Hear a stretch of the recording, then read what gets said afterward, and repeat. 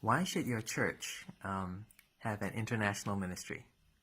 I'm thinking of a church that might not have many internationals. Why should you still consider it a church that is really, really stretched? Why should you still think of having an international ministry in your church? Acts chapter 28 is interesting because it says it might not just be for the good of the international.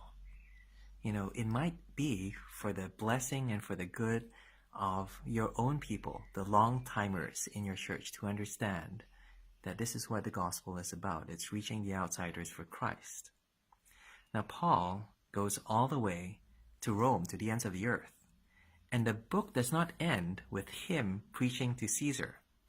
Rather, it ends with him spending the entire day with his own people, the entire day with the Jews, convincing them that God wants to reach the outsider. Now, they leave, they get offended, they don't listen, but Paul spends the entire day doing this, and that's how the book ends, because the hard work of international ministry is not actually reaching internationals. That bit is relatively easy.